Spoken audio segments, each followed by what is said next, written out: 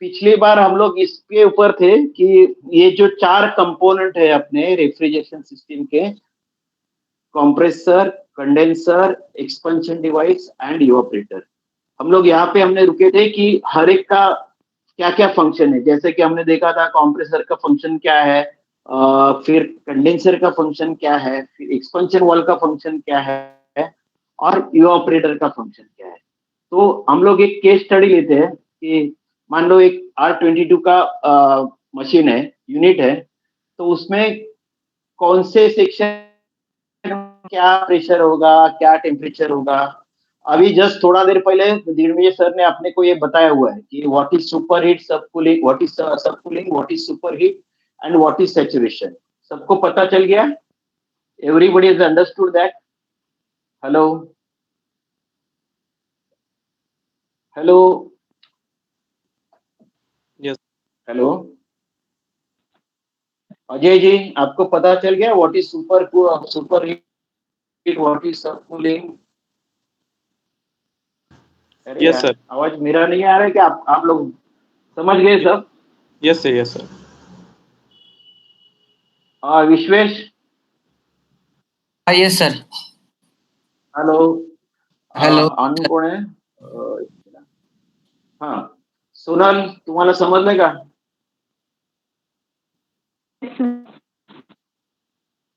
जिग्नेश? हो सर। तो अभी जो मैंने आपको शेयर किया है ना, उसमें सुबोध, सुबोध जी,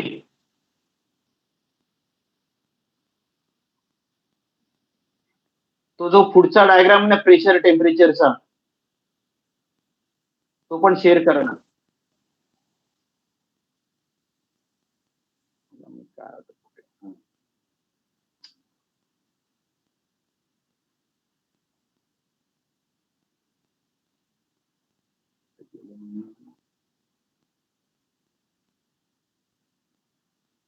पुढचा डायग्राम आहे ना सुबोध, R22 चा प्रेशर टेम्परेचर डायग्राम आहे, तो व्हॉट्सअप मध्येच टाकलेला आहे पहा.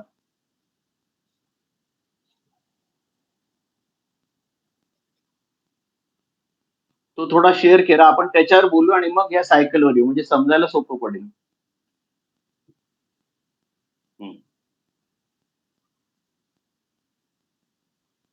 मोठा कसा होईल मला? हाँ, तो अभी देखिए, this is a pressure temperature diagram for R22 refrigerator. Everybody can see it? उसमें क्या क्या है देखिए, लेफ्ट साइड में है टेम्परेचर, बल्कि वो टेम्परेचर फ़ारेनहाइट में लिखा हुआ है. आप लोग को लास्ट टाइम सुबह सर ने आपको कन्वर्शन बताया होगा, so you can very easily convert it from Fahrenheit to centigrade. Likewise उसके राइट साइड में जो है वो प्रेशर है. सो पहला वाला प्रेशर जो लिखा हुआ है वो PSIA में है, that is per square inch of absolute. और दूसरा वाला जो प्रेशर है, जो गेज प्रेशर है, PSIG, that is per square inch of gauges. Okay, so for example ये जो हम लोग देख रहे हैं 112 डिग्री फ़ारेनहाइट जब भी टेम्परेचर रहेगा R22 का, तभी उसका प्रेशर कितना रहेगा? तो 232.8, बराबर है? 232.8 ये उसका प्रेशर होना चाहिए. बाद उसका वॉल्यूम कितना रहेगा? That will be cubic feet per pound. So that is given in 0.21589. So अगर कभी आपको कैलकुलेट करना है उसका volume, there are some cases where you have to calculate volume of the refrigerant inside the refrigeration system. So that time this value will be important to you. Then you can have the density of that particular refrigerant at that temperature. Then you can have the enthalpy in BTU per pound. When it is a liquid, you will have this enthalpy, and when it is vapor, you will have this enthalpy. So आप simply ये कर सकते हो कि अगर vapour है तो उसमें एंथैल्पी ज्यादा रहेगा, लिक्विड है तो उसमें एंथैल्पी कम रहेगा. तो ये चार्ट आप सबको मालूम पड़ गया? किसी को दिक्कत है ये चार्ट समझने में? Anybody has got a difficulty in understanding this chart? This chart is again easily available on net. Okay, so you can type any refrigerant, like this chart is for R22. You can have similar charts for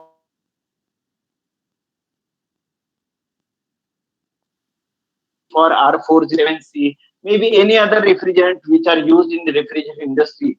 You can have this chart. This is called pressure temperature chart. So what this chart says, so if you have a temperature, let us say as जो ये chart जो show कर रहा है, अगर 112 degree temperature है Fahrenheit में, 112 degree Fahrenheit का सेंटीग्रेड कितना होगा? कोई मेरे को क्विक बताएगा? What will be the centigrade of 112 degree Fahrenheit? How you will do it? 44.4. Normally 44.4. So normally अगर आपने कोई भी रेफ्रिजरेशन सिस्टम में there is a discharge pressure and suction pressure. Okay, so अगर आप डिस्चार्ज प्रेशर कभी check करते हो, तो अगर मान लो वो ये वैल्यू आता है 232.8, अभी 0.8 तो आपको गेज पे दिखेगा नहीं, लेट अस से 233 psi. That means the temperature of the liquid inside the condenser is how much you said 44 ना? Hello, Yes sir, 44. Yes sir, 44.4. हाँ, तो वो केस में आपका अगर प्रेशर इतना है तो उसका टेम्परेचर उतना होगा, मान लो सिस्टम का। तो ये चार्ट 3 इसमें दिखाया हुआ है आपको, 3 अलग अलग पेजेस है। तो उसमें अगर आप देखोगे, अगर मान लो आपका 69 psi अगर सक्शन प्रेशर है, ओके, तो similarly you can have a temperature of 40 degree Fahrenheit and which is again equivalent to 4.4 degree centigrade. तो इसका मतलब ये ऐसा होता है कि अगर आपका 69 psi अगर आपका सक्शन प्रेशर है, तो the temperature of the gas inside the evaporator will be 4.4 degree centigrade. समझ में आ रहा है? तो ये टेम्परेचर से आप प्रेशर फाइंड आउट कर सकते हो और प्रेशर से टेम्परेचर फाइंड आउट कर सकते हो। तो अभी आपको ये सुपर हीटिंग और सब कूलिंग मालूम पड़ गया, बराबर है? तो ऐसा मान के चलते हैं, सिस्टम का जो प्रेशर था, जैसे आपने देखा कि 112 फ़ारेनहाइट था और 44 डिग्री सेंटीग्रेड था, लेकिन उसका प्रेशर तो 232 दिखा रहा है, लेकिन उसका जो टेम्परेचर है वो मान लो 170 डिग्री फ़ारेनहाइट दिखा रहा है। ओके, कोई हमने देखा कि डिस्चार्ज में जब ये अपना गैस जाता है कंप्रेसर से आउटलेट में, कि वहां पे प्रेशर तो आपका 232 है और टेम्परेचर जो है 170 डिग्री फ़ारेनहाइट है। इसका मतलब क्या होगा? उसका सैचुरेशन टेम्परेचर था 112 डिग्री फ़ारेनहाइट, लेकिन उसका हम लोग अभी जो अपना थर्मामीटर से या जो लेजर गन है उससे देखे तो हम लोग को टेम्परेचर मिल रहा है 170 degree Fahrenheit. What does that mean? Sir gas क्या स्टेट में? गैस में सैचुरेशन प्रॉब्लम में है? नहीं, एक minute. See, there can be 3 conditions. Either it is a saturation temperature, or it is a superheated condition, or it is a subcooled condition. Vishwesh, लक्षात आलं का? 3 कंडिशन असू शकतात. गॅसचा प्रॉब्लेम आपण नंतर बघू, त्याला वेळ आहे. आपण सध्या आपण काय करतोय, थिअरेटिकली जे ओके ते बघतोय. गॅसचा प्रॉब्लेम झाला, चुकीचा गॅस टाकल्यावर काय होईल हे सायमल्टेनियसली आपण जेव्हा पुढे गॅस चार्जिंगवर जेव्हा आपण बोलू ना, तर त्यावेळेला मी हे कव्हर करेल, बरं का? त्या that time it will be covered. Now we are thinking कि सब ओके है, तो क्या होना चाहिए? 3 ही स्टेट होना चाहिए, या तो वो सैचुरेशन टेम्परेचर होना चाहिए, या तो वो सुपर हीटेड टेम्परेचर कंडीशन होना चाहिए, या तो वो सब कूलिंग कंडीशन होना चाहिए। तो अभी हमारे केस में क्या हो रहा है, इमीडिएट आफ्टर कंप्रेसर हम लोग को 112 डिग्री फ़ारेनहाइट मिलना चाहिए था, लेकिन हम लोग को मिल रहा है 170 डिग्री फ़ारेनहाइट। तो इसका मतलब क्या है कि वो जो गैस है वो सुपर हीटेड कंडीशन में है। Heating of the gas above it's saturation temperature is called super heating. समझ में आ रहा है? बट सर सुपर हीटिंग में मतलब टेम्परेचर अगर बढ़ रहा है तो प्रेशर भी बढ़ेगा ना? नहीं, मैं वही बोल रहा हूँ, सुनिए ना। आपको सुपर हीटिंग समझ में आया कि नहीं है? नहीं तो मैं अभी फिर समझाता हूँ आपको, तो it will be easy for you. Okay, पहले सैचुरेशन क्या है मैं समझाता हूँ, कोई प्रॉब्लम नहीं। नहीं समझ में आया ना तो क्लियरली बोल दीजिए नहीं समझ में आया। so that we can try to explain you in a lower version, जो भी मतलब सिंपल लैंग्वेज में हम लोग बताएंगे, ठीक है? नहीं आया तो नहीं बोलने में कोई शर्म अपने को रखने की नहीं, बस वी आर स्टूडेंट, जो अपने को नहीं आता, आपको नहीं आता, इसके लिए आप सीखने के आए, आप बराबर है, एकदम सिंपल लॉजिक है, आपको नहीं समझ में है, but we have a dare to say कि नहीं समझा करके, तो I will try to explain you in some another fashion और अनदर मैनर, ओके? अभी हम लोग पहले सैचुरेशन क्या है इसका बात करते हैं। आप सबको याद रहेगा, आपने जब भी 8th और 9th स्टैंडर्ड में फिजिक्स में हम लोग एक एक्सपेरिमेंट किया था। हमने क्या किया, एक बाउल में पानी लिया, ओके? बाउल में पानी लिया और उसमें एक मुट्ठी भर हमने नमक डाल दिया और हमने उसको ऐसा स्टीर किया उसको, तो मालूम पड़ा पूरा नमक पानी में घुल मिल गया, ओके? बाद में फिर एक मुट्ठी डाला नमक उसमें, तो उसमें क्या हो गया, अभी मालूम पड़ा कि उसमें से आधा नमक ही आपका ये हो गया, उसमें मतलब डाइल्यूट ये हो गया, उसमें मिक्स हो गया, आधा नमक वैसे के वैसा रहे बॉटम में। फिर हम लोग उसमें और एक मिट्टी भर नमक डाल दिया, अभी क्या हो गया, अभी पूरा नमक ही दिख रहा है, आपको पानी दिख नहीं रहा है, पूरा ऐसा गाढ़ा जैसा हो गया, एंड अभी नमक पानी में मिल नहीं रहा है, मतलब पानी के साथ क्या बोलते हैं हम लोग, होमोजेनियस नहीं हो रहा है, पानी के साथ घुल मिल नहीं रहा है, तो this is a saturation condition. तो हम लोग अभी इसके बाद कितना भी नमक डालेंगे तो वो पानी के साथ मिक्स नहीं होगा। समझ में आ रहा है क्या आपको? हेलो? Yes sir. हाँ, ये पहले आप समझ लो व्हाट इज सैचुरेशन। जैसे हम लोग नॉर्मली बोलते हैं ना, मैं अभी जैसे आप स्टूडेंट कभी कॉलेज में थे, एक दिन ऐसा आता है कि आठों के आठों लेक्चर जो प्रोफेसर है ना वो प्रेजेंट रहते, तो 8 लेक्चर होने के बाद आपकी जो ग्रास्पिंग पावर है ना वो मतलब पूरी बंद हो जाती है, तो आप बोलते हो ना अभी मैं सैचुरेट हो गया ये करके करके, तो that mean Yes, sir. Saturation is the क्या बोलते हैं एटमोस्ट कंडीशन, उसके बाद आप कुछ कर नहीं पाते हो, ओके? जैसे सर ने अभी बताया थोड़ा देर पहले कि जो सिलेंडर में गैस था, जैसे हम लोग उसको हीट कर रहे थे तो क्या हो रहा था, हीट करने के बाद जो उसमें मान लो पहले आपका 70% लिक्विड था और 30% वेपर था, हीट करने के बाद क्या हो गया, 50% लिक्विड हो गया, 50% गैस हो गया, उसको और हीट करेंगे तो क्या होगा, जैसे जैसे हम लोग हीट करते जाएंगे वो लिक्विड बॉइल ऑफ होके एक स्टेज ऐसा आएगा कि वहां पे लिक्विड पूरा जीरो हो गया और पूरा सिलेंडर वेपर से भरा है, सो that is the saturation condition. Understood? समझ रहे हैं क्या? Yes sir. Yes sir. सबको समझ रहे हैं? सबको सबने हाँ बोलना चाहिए। Yes, sir. तो अपन आगे Yes, चलते sir. हैं, क्योंकि जब तक ये Yes, समझेगा sir. नहीं हम लोग आगे जाके कुछ फायदा नहीं है, ओके? तो हम लोग जो एग्जाम्पल की बात कर रहे थे, तो अभी ये सैचुरेशन हो गया, ओके? अभी हम लोग जैसे सिलेंडर को हीट कर रहे थे, वैसे अभी क्या हो गया, जो हमने बात किया था सैचुरेशन लेवल पे, एक लेवल ऐसा है कि उसमें last drop of the liquid has converted into the vapour.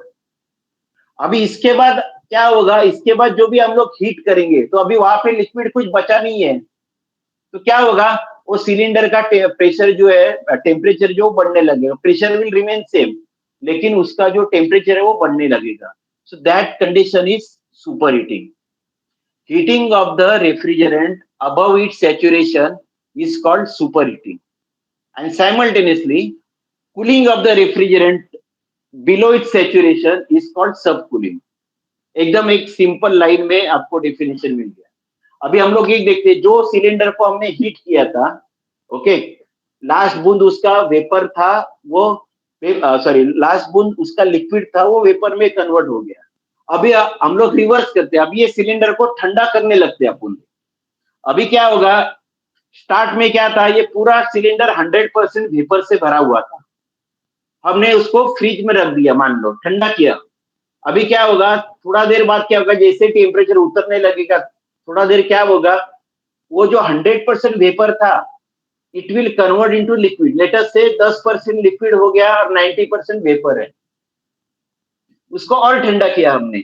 आगे जाके ऐसा होगा कि 50% उसमें लिक्विड है और 50% वेपर है। एक टाइम ऐसा आएगा, अभी और हम लोग ठंडा करते जा रहे हैं उसको, एक टाइम ऐसा आएगा कि उसमें जो भी पूरा जो ये था वेपर था, it has all converted into the liquid. समझ में आ रहा है? तो that is again saturation of that liquid, saturation temperature of that liquid. उसके बाद क्या होगा, उसके बाद आगे हम लोग ठंडा करेंगे तो उसका प्रेशर जो है, टेम्परेचर नीचे आएगा लेकिन प्रेशर उतना ही रहेगा। Yes sir. So that is the sub cooling. समझने में दिक्कत हो रही है तो और अभी भी बताओ, अपन दूसरे तरीके से लेते, समझ में आ रहा है सब कूलिंग क्या हो रहा है? Yes sir, yes sir. Yes sir. हाँ, तो अभी अभी हम लोग सुबोध जी त्या सायकलवर या जरा, रेफ्रिजरेशन सायकल जो केस स्टडी आपण घेतोय ना त्याच्यावर या. हाँ, अभी ये साइकिल डायग्राम सबको दिख रहा है? Everybody can see full diagram, पूर्ण डायग्राम दिसतोय का? हाँ, यस सर। Yes sir. हाँ, तो अभी हम लोग ये R22 रेफ्रिजरेंट की एक साइकिल देखती है कि ये साइकिल में हम लोग ये स्टडी कर रहे हैं कि उसके कौन से पार्ट में क्या क्या होगा। So let us start from the compressor. Compressor दिख रहा है ना, राइट नीचे जो सर्कल दिखा है, ऐसा मतलब व्हील दिखा है और पिस्टन दिखा है। वहां से हम लोग क्या करें कि जो इवापोरेटर से जो गैस आ रहे हैं उसको सक कर रहे हैं। ये दिखाया हुआ ऐसा टी दिखाया हुआ है, ये जब भी हम लोग कंप्रेसर देखेंगे, जब भी स्कीमेटिक प्रेजेंटेशन ऑफ कंप्रेसर दिखा है, तो there are two valves, one is suction valve and one is delivery valve. तो सक्शन वॉल में से हम लोग सक करेंगे, पिस्टन सक करेगा और पिस्टन जब भी ऊपर की तरफ जाएगा, जब भी वो डिस्चार्ज करेगा, तो डिस्चार्ज करेगा तो क्या कंडीशन रहेगी? This compressor gas is super heated, it is at a temperature of 170 degree Fahrenheit and it is having 226 psig। आगे आपने ये देखा अगर आपके प्रेशर टेम्परेचर चार्ट पे, तो ये दोनों चीज मैच नहीं होगी। टेम्परेचर आपको ज्यादा दिख रहा है 226 अगर उसका प्रेशर रहता तो उसका टेम्परेचर कितना होना चाहिए था? लेट मी टेल यू, एक मिनट, शायद आपको अभी नहीं होगा वो 226। हाँ, तो 226 अगर आपने प्रेशर टेम्परेचर चार्ट पे देखा R22 के, तो आपको ये मालूम पड़ेगा जब भी आपका प्रेशर 226 है तभी टेम्परेचर होना चाहिए था 110 डिग्री फ़ारेनहाइट, लेकिन अभी के केस में वो हो रहा है 170 फ़ारेनहाइट। मतलब क्या है कि अपना जो गैस है वो सुपर हीटेड कंडीशन में है। समझ गया? 110 फ़ारेनहाइट होना चाहिए, तो उसका सैचुरेशन टेम्परेचर 110 फ़ारेनहाइट था, लेकिन अभी इधर क्या दिख रहा है अपने को? 170 डिग्री फ़ारेनहाइट दिख रहा है। मतलब ये जो गैस है that is super heated condition, that is in super heated condition. तो ये गैस अभी आगे जा रहा है कंडेंसर में। तो कंडेंसर के जो शुरू की लाइन रहेगी, रफली 20% ऑफ द कंडेंसर क्या करेगा? ये जो 170 है ना, 170 को वो 110 करेगा। ओके, क्योंकि कंडेंसर में मान लो अभी ये एयर कूल्ड कंडेंसर है, अपना फैन चालू है, तो क्या होगा? सर स्क्रीन दिसत नाही. स्क्रीन दिसत नाही? हा, काय करू? तुम्ही काय करायचंच नाही, फक्त त्यावर पाहायचंय. आता मला आज हे नसल्यामुळे मी काही हे करू शकत नाही. तुम्ही हे पाहताय का? पूर्ण स्क्रीन दिसते का तुम्हाला? स्क्रीन म्हणजे हा डायग्राम दिसत नाहीये. सुबोध, एक मिनिट.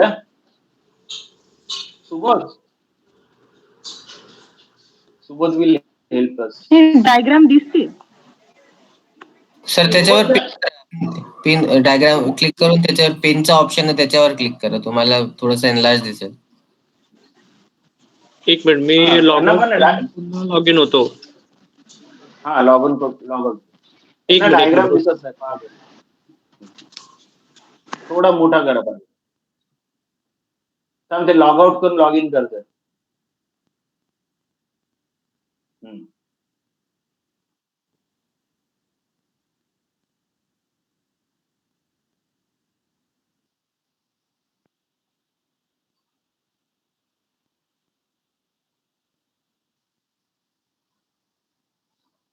करू दे लॉग इन त्यांना. कोण होतं ते? अजय जगताप होते का? कोण होता?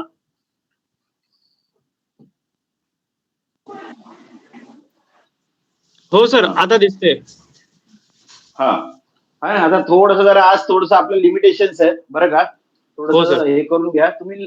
त्या पॉइंट पासून आपण जसं पुढे जातोय ना, तसं त्याप्रमाणे मी सांगतो. आता ठीक आहे. कॉम्प्रेसरच्या आउटलेटला आपल्याला 226 PSI जी आहे आणि 170 डिग्री फॅरनहाइट टेम्परेचर मिळते. एक्चुअली आपल्याला सैचुरेशन, हाँ एक्चुअली अपने को सैचुरेशन टेम्परेचर मिलना चाहिए था 110, but we are getting temperature over here 170 degree Fahrenheit. That means ये जो गैस है ये सुपर हीटेड कंडीशन में, समझ में आ रहा है? Yes, sir. Means temperature rise होतं. 100, हाँ टेम्परेचर राइज होतं and this gas is in super heated condition. तो ये गैस जब भी आगे जा रहा है कंडेंसर में, तो पहले कंडेंसर के कुछ लाइन है, मान लो 15 to 20% of the condenser area is utilize to the super heat. ये जो 170 डिग्री फैरनहाइट से 110 फैरनहाइट तक उसको लाना है पहले, वो गैस के टेम्परेचर को. तो that is called D super heating. Technical word आप याद रखना है हमेशा. Correct technical word is D super heating. पहले जो कुछ लाइन्स है कंडेंसर के, उसमें क्या होता है, तो ये गैस डी सुपर हीट होता है. मतलब ये जो 170 डिग्री फैरनहाइट टेम्परेचर से उसको 110 डिग्री फैरनहाइट तक लाया जाता है. Then at 110 degree Fahrenheit, these gas condense into the liquid. ये देखो बीच में दिखा हुआ है liquid at 226 psig and 110 degree Fahrenheit. Okay, तो ये at the outlet क्या होगा, 110 डिग्री Fahrenheit टेम्परेचर आ गया, लिक्विड हो गया गैस का. अभी कंडेंसर के जो लास्ट लाइन है उसमें क्या हो रहा है, ये जो गैस है वो कूल हो रहा है, मतलब सब कूलिंग हो रहा है उसका. जो 110 उसका टेम्परेचर था, वो टेम्परेचर अभी कितना हो रहा है अपना 96 फैरनहाइट हुआ है. मतलब 14 डिग्री का अपने को सब कूलिंग मिल रहा है. फिर से शुरू करते हैं. कंप्रेसर आउटलेट में अपना गैस का प्रेशर है 226 psig और 170 डिग्री फैरनहाइट. शुरू में जो कंडेंसर में गैस गया, यहाँ पे फैन चालू है, फैन दिखा है नहीं यहाँ पे, लेकिन फैन चालू है, बराबर है. अपना मशीन चालू है तो फैन चालू है. तो उसके वजह से क्या हो गया, पहले वो गैस का टेम्परेचर जो है 170 डिग्री से 110 तक आ गया. 110 आने से ये fan still it is working. तो ये जो वेपर है वो लिक्विड में कन्वर्ट हो गए, मतलब कंडेंसेशन हो गया उनका. और एट द आउटलेट क्या हो गया, 110 में ये लिक्विड में कन्वर्ट हो गया. उसके बाद भी और कूलिंग हो रहा है. तो वो जो कूलिंग हो रहा है वो 110 से लेकर 96 डिग्री फैरनहाइट तक कूल हो रहा है ये वेपर. तो at the outlet of the condenser अपने को क्या मिल रहा है, उसका जो प्रेशर है वो उतने का उतना रहना है. 226 psig प्रेशर है लिक्विड का, लेकिन उसका टेम्परेचर कितना है, तो 96 डिग्री फैरनहाइट. यहाँ तक समझ में आ रहा है सब? Hello, yes sir. Hello, yes sir, yes sir. हाँ, हर एक में हाँ बोलो तो अच्छा रहेगा, ओके. तो अभी कंडेंसर आउटलेट में अपने को 226 प्रेशर मिल रहा है, 96 डिग्री फैरनहाइट टेम्परेचर मिल रहा है. तो यहाँ पे क्या है, it is still having high pressure and high temperature. लेकिन कंडेंसर के शुरू में यहाँ पे वेपर था, कंडेंसर के अपना पूरा लिक्विड है. 3 कंडीशन आपने याद रखना है. उसका प्रेशर क्या है, उसका टेम्परेचर क्या है और उसका कंडीशन क्या है गैस का. तो कंडेंसर के शुरू में था वेपर, उसका टेम्परेचर था 170 डिग्री फैरनहाइट, तो हाई टेम्परेचर था, और उसका प्रेशर था 226 फैरनहाइट. एट द आउटलेट में क्या है, प्रेशर सेम रह गया, लेकिन जो वेपर था it is converted into liquid. अभी ये इतना जो प्रेशर है और टेम्परेचर का जो गैस है वो TeV में जा रहा है. ऊपर की तरफ देखो TeV लिखा है. TeV थर्मोस्टैटिक एक्सपेंशन वाल्व, ये वर्ड का शॉर्ट फॉर्म लिखा है यहाँ पे. ओके, तो हमने लास्ट टाइम ये देखा था कि इनलेट में TeV के इनलेट में 226 प्रेशर है, TeV के आउटलेट में अपने को 68.5 psi प्रेशर मिल रहा है. लेकिन जो 96 डिग्री फैरनहाइट टेम्परेचर था वो अभी 40 डिग्री फैरनहाइट हो रहा है. तो last time we have studied, याद है कि सबको, how the pressure is drop and there is a sudden expansion, there is a flash gas. तो ये जो यहाँ पे लिखा है 19% of the liquid boils up to cool balance of 81% of liquid from 96 degree Fahrenheit to 40 degree Fahrenheit. Last time मैंने ये बताया था, याद है सबको? Hello, yes sir. हाँ हाँ, Yes, क्या sir. होता है वहां पे, सडन एक्सपेंशन होता है और some of the gas is utilized to convert the remaining gas temperature from 96 degree Fahrenheit to 40 degree Fahrenheit. और ये जो गैस जो वहां पे होता है, that is called a flash gas, and that gas is not doing any useful work. वो वैसे के वैसे आपके कंप्रेसर में वापस आ जाता है. So आपको exactly जो रेफ्रिजरेशन इफेक्ट कितना मिला, 81% ही रेफ्रिजरेशन इफेक्ट मिला आपको. तो ये 81% लिक्विड है at the outlet of the TEV. तो अभी ये जो रेफ्रिजरेंट है, it is a mixture of 19% of the vapor and 81% of the liquid. This mixture is available at the outlet of the TEV. Okay. अभी अपना evaporator का fan चालू है, तो इवापोरेटर को हीट कहाँ से मिलेगी? जो रूम में जो हीट है, मान लो हमने एसी चालू किया और रूम में 30 डिग्री टेम्परेचर है, तो वो 30 डिग्री की हवा जो है ये इवापोरेटर पे आ जाएगी, and because of that temperature ये जो लिक्विड है इवापोरेटर में, it will start converting into the vapour. बराबर है? उससे क्या होगा, आपकी जो इनलेट की हवा मान लो 30 डिग्री थी, आउटलेट की हवा आपको 15 डिग्री सेंटीग्रेड की आएगी. जब ये हम लोग ग्रिल टेम्परेचर जो बोलते हैं एसी का, वो जो है, तो हम लोग 30 डिग्री अगर रूम का टेम्परेचर है, तो आपने को 15 डिग्री सेंटीग्रेड की हवा आएंगी जब आप एसी चालू करोगे तभी. तो उससे क्या होगा, ये जो जब भी इसके आउटलेट में जब ये आएगा इवापोरेटर के आउटलेट में, जब तक आपका पूरा लिक्विड जो है ना वेपर में कन्वर्ट होगा, पूरा जो लिक्विड है, last drop of the liquid, it will get converted into the vapour. So eight the outlet of the evaporator, it will be all vapor at a pressure of 68.5 psig, and temperature कितना होगा उसका 40 से ही रहेगा. तो ये जो last line है जहाँ पे हमने इसका थर्मल बल्ब लगाया, दिख रहा है कि आपको डायग्राम में एक्सपेंशन वॉल के टॉप में से एक थर्मल बल्ब लगाया हुआ है. Yes sir. हाँ, that is at the outlet. तो हम लोग यहाँ पे हम लोग ये प्लान करते हैं, क्योंकि अपने को ये सब ऑटोमेटिक साइकिल है, तो हमने थर्मल बल्ब यहाँ पे लगाया just outlet of the evaporator. और हम लोग ये कोशिश करते हैं कि जब तक यहाँ पे रेफ्रिजरेंट आएगा, it should have the super heat of 4 to 5 degree centigrade और 8 डिग्री to 10 डिग्री फ़ारेनहाइट. तो ये जो आप ये बल्ब यहाँ पे लगा है, वहां पे अपने को क्या होगा, अभी क्या है, आपका रूम का फैन चालू है, रूम का हीट आ रहा है, तो क्या होगा, it will start super heating of that refrigerant. तो जो 40 डिग्री था, तो 40 डिग्री, ये जो लास्ट लाइन है इवापोरेटर की, जब तक अपना पूरा लिक्विड जो है बॉइल ऑफ हो गया और वो वेपर जो है वो फिर हीट होने लगा, तो 40 डिग्री से 50 डिग्री तक हीट हो गया. इसका मतलब हम लोग ये जो पॉइंट है जहाँ पे इसका सेंसिंग बल्ब लगाया हुआ है, वहां तक हम लोग 10 डिग्री फ़ारेनहाइट का सुपर हीट हम लोग को मिल रहा है. समझ में आ रहा है? दिक्कत है तो हम लोग फिर पीछे जाते हैं और फिर आगे आते हैं. किसी को समझ में नहीं है, ऐसा है? सर वो नेट रेफ्रिजरेंट इफेक्ट थोड़ा बताइए ना फिर से एक बार. नहीं, वही देख रहे हैं अपन, नेट रेफ्रिजरेंट इफेक्ट वही बता रहा हूँ मैं. देखो, एक्सपेंशन वॉल के इनलेट में क्या कंडीशन था, 226 psig और 96 डिग्री फ़ारेनहाइट. ये आप देख रहे हो ना? Yes sir, yes sir. Diagram में. हाँ. उसके बाद क्या हो रहा है, outlet of the expansion there is a mixture of liquid and vapour.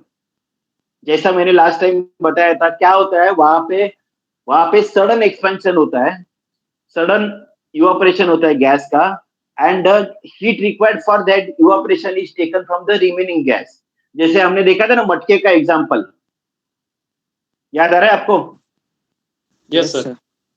मटके का पानी ठंडा कैसा होता है, वैसे क्या होता है कि यहाँ पे एक्सपेंशन वॉल में there is a small orifice.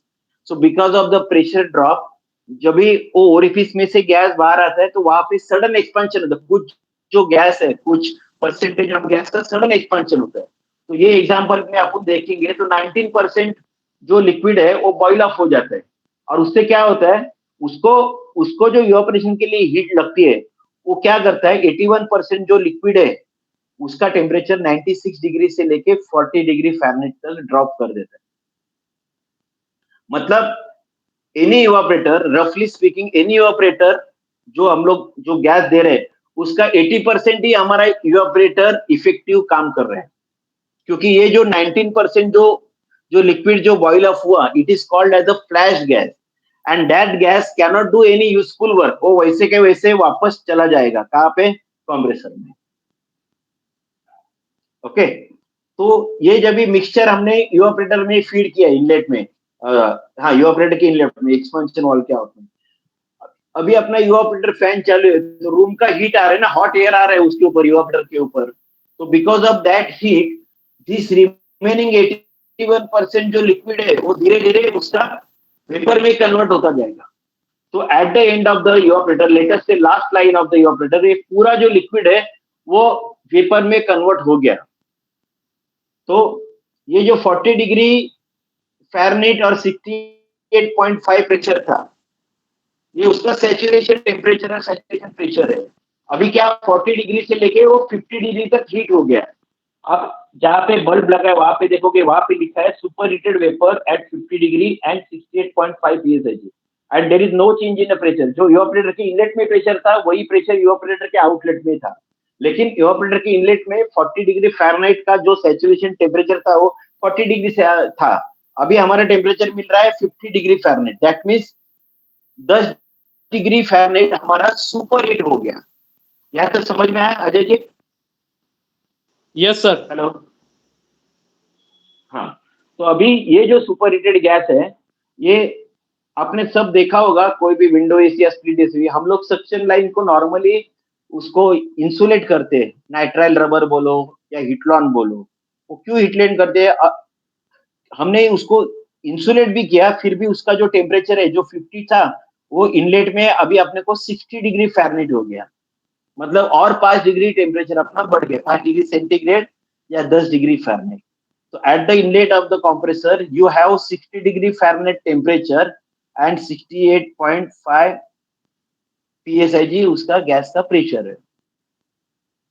अब ये प्रेशर क्या होगा? ये तो अभी सुपर हीटिंग कितना हो गया अपना? 20 डिग्री का सुपर हीट हो गया एक्चुअल में। समझा?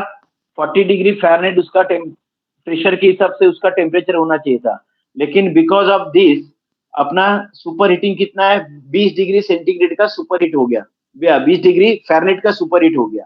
अभी ये पूरा कंप्रेसर में आएगा, फिर कंप्रेसर के मोटर की कुछ हीट रहेंगी, because of that the gas will get super heated further. तो इसके लिए आपने देखा ये जो टेम्परेचर उसका बर्लेट में 170 डिग्री फ़ारेनहाइट हो रहा है और प्रेशर जो है 226 psi हो रहा है। तो ये साइकिल ऐसा ही कंटिन्यूएशन में चलता रहेगा। समझ में आया? कोई डाउट है इसके ऊपर? Yes, sir. हेलो, कोणाला किसी को कुछ डाउट है तो बताइए। एक आपको ऐसा एक केस स्टडी लिया कि अभी क्या होगा जब भी एक्चुअली में साइकिल चलेगा, जब भी वो जो वैल्यू है, ये जो वैल्यू दिखा है टेम्परेचर को या प्रेशर के, वो आगे पीछे होंगे। क्यों होंगे? क्योंकि there is a continuous heat transfer taking place. आपने विंडो एसी में समझो ये साइकिल है आपकी, आपने विंडो एसी चालू किया, रूम का टेम्परेचर था 30 डिग्री सेंटीग्रेड। 10 मिनट के बाद क्या होगा? रूम का टेम्परेचर हो सकता है 27 डिग्री टेम्परेचर हो गया रूम का।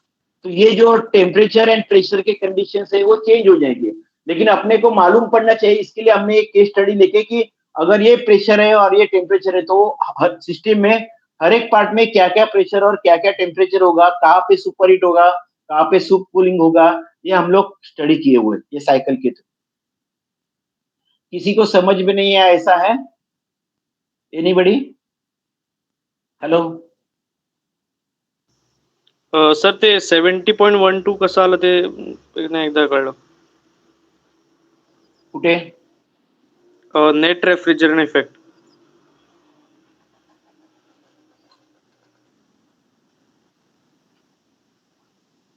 नेट रेफ्रिजरंट इफेक्ट कसं आलं ते कळलं नाही. हा, आता त्याच हा. हे पण अगेन काय आहे ना, हा आपल्याला जे आपण पुढे शिकणार आहोत ना, जेव्हा दीडमेशे सर हे सायकल वरचे प्रॉब्लेम घेतील ना, तेव्हा तुम्हाला ओके. काढता येईल. तरी मी थोडक्यात सांगतो तुम्हाला, थोडक्यात सांगतो. हो हे सर. जे 86.72 काय आहे? एक मिनिट हा, 86.72 काय आहे?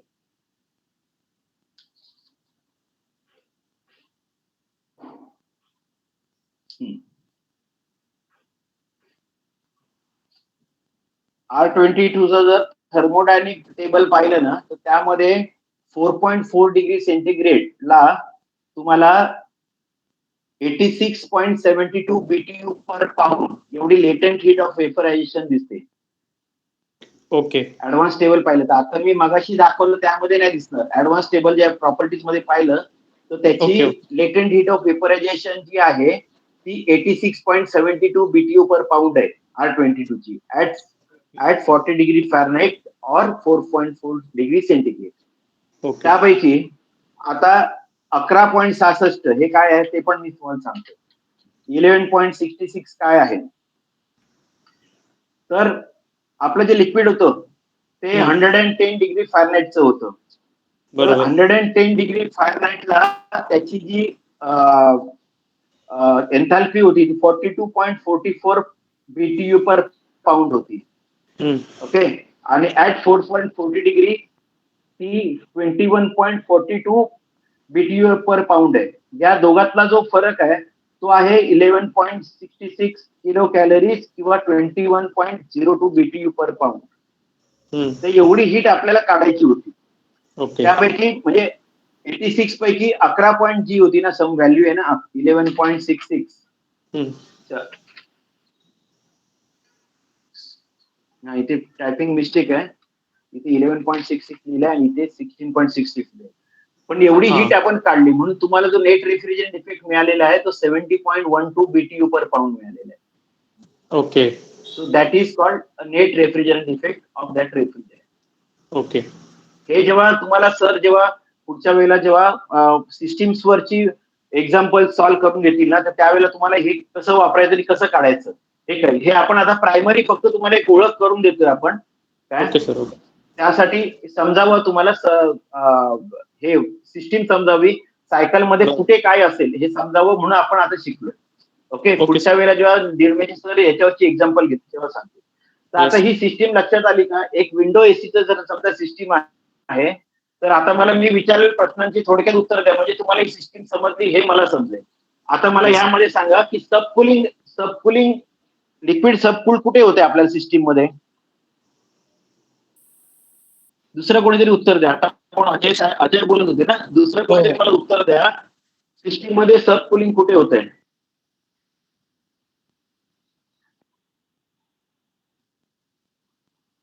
सबकुलिंग कुठे होते. रेफ्रिजरंटचं सबकुलिंग आपल्या सिस्टीम मध्ये कोणत्या भागामध्ये होते. सर कंडेन्सर आउटलेट मधलं म्हणजे लिक्विड लाईन मध्ये. बरोबर आहे. And that is the reason why we always keep liquid line open. It is not insulated. Why because you have seen 96 degree Fahrenheit centigrade मध्ये कन्वर्ट करा बरं. How much it comes. Hello 96 degree Fahrenheit माझ्या calculator जवळ नाहीये. 35. तोंडी करायचं शिकवलंय ना. 35 yes sir. किती येते 96 मायनस 32 डिवाइड बाय 1.8 35.5. आता हे ऑलरेडी सबकूल आहे. ओके. पण काही ठिकाणी असं होतं जेव्हा तुमचं अँबियंट टेम्परेचर जर 42 डिग्री वगैरे असेल. आता ही एक सिंपल सिस्टीम दाखवली आहे. जसं आपलं अँबियंट वाढत जाईल तसं हे लिक्विडचं टेम्परेचर वाढत जाईल. बरोबर आहे. मग आपण काय करतो अँबियंट टेम्परेचर 35 आहे आणि समजा लिक्विडचं टेम्परेचर जर 40 डिग्री असेल तर तुम्हाला तो जवळपास 2 ते 3 डिग्री सेंटीग्रेड किंवा फॅरनहाईट मध्ये 3 ते 6 डिग्री फॅरनहाईटचा ऍडव्हान्टेज मिळतो. म्हणून आपण नॉर्मली लिक्विड लाईन ही ओपन ठेवतो. कोणत्याही एअर कंडिशनरची लिक्विड लाईन ही ओपन ठेवली जाते. लो टेम्परेचरचं मी म्हणत नाही बरं का. आपण फक्त आता सध्या कम्फर्ट एसी मध्ये बोलतोय जिथे आपण कम्फर्ट म्हणजे माणसाला जेव्हा थंड करायचं आहे त्याला कम्फर्ट एअर कंडिशनिंग म्हणतात हे लक्षात घ्या. ओके. त्यावेळेला आपल्याला ती लिक्विड लाईन जी असते त्या स्पीड एसीची म्हणा किंवा विंडो एसीची म्हणा ही ओपन ठेवली जाते. The reason behind it is that कारण ज्या वेळेला अँबियंट टेम्परेचर 42 वगैरे जाईल. ओके. तर त्यावेळेला हे जे लिक्विड लाईनचं टेम्परेचर आहे 40 असेल 40 किंवा त्यापेक्षा जास्त असेल तर त्यावेळेला नॅचरल हीट ट्रान्सफर व्हावी म्हणून आपण लिक्विड लाईन ही उघडी ठेवतो. आणि व्हेअरएज आपण जी सक्शन लाईन आहे सक्शन लाईन कोणत्याही विंडो एसी असू द्या speed any brand AC we are not related with the brand कारण सगळ्यांची जी सायकल आहे ही सेम असणार आहे. तर त्या आपण सक्शन लाईनला आपल्याला इन्सुलेशन लावणं अपेक्षित होतं. तर जर आपण सक्शन लाईनला इन्सुलेशन लावलं नाही तर काय होईल, आता या एक्झाम्पल मध्ये दाखवलेलं आहे की आपल्याला 20 डिग्री फॅरनहाइटचं सुपर हिटिंग होत आहे. जर तुम्ही इन्सुलेशन लावलंच नाही तर ती व्हॅल्यू साधारण 30 to 35 डिग्री फॅरनहाइट जाईल. आणि मग त्यामुळे काय होईल, जर ते इन्सुलेशन न लावल्यामुळे सुपरहिटची व्हॅल्यू वाढली की तुम्हाला कंडेन्सरचाच एरिया, कारण ती सुपरहिट ऍड झालेलीच आहे त्या वेपरमध्ये, मग तुम्हाला कंडेन्सरचा जास्तीत जास्त एरिया कशासाठी वापरायला लागेल, डी सुपरहिट करायला. त्यामुळे जिथे शक्य आहे तेवढं सक्शन लाईनला तुम्हाला इन्सुलेशन करणं अपेक्षित आहे. आणि बऱ्याचदा आपल्याकडे कसं होतं, being in India, let me tell you very frankly, आपण दरवेळेला कॉस्ट कशी कमी होईल हे पाहतो. ऍक्च्युअली जे आहे, तुम्हाला सक्शन लाईनला जर इन्सुलेशन करायचं असेल तर ते 19 mm च्या नायट्राइल रबरने करायला पाहिजे. But nobody right from the manufacturer, let it be any, काय म्हणतात ना, मल्टीनॅशनल कंपनी असते, कोणी असू दे, 13 mm च्या पेक्षा जास्त नायट्राइल रबर वापरत नाही सक्शन लाईनचे इन्सुलेशन करायला. तुम्ही पाहिजे तर चेक करा कोणत्याही ब्रँडच्या एअर कंडिशनरवर. Actually you require 19 mm thick nitrile rubber to be used for the insulation of a suction line. Okay, तर आपण 13 mm चं लावलं म्हणजे काय, तर still you will get superheating. Maybe जास्त नाही होणार पण कमी प्रमाणात का होणार, तर ती सुपर हिटिंग होणार आहे सक्शन लाईन मध्ये गॅसची. ते 19 mm चं इन्सुलेशन लावणं हे जास्त आयडियल आहे, लक्षात राहू द्या. आता अजून एक प्रश्न की आपल्या सिस्टीम मध्ये सुपर हिटेड गॅस कुठे कुठे असतो, एकेकाने उत्तर द्या बरं. सुपर हिटेड गॅस कुठे कुठे असतो?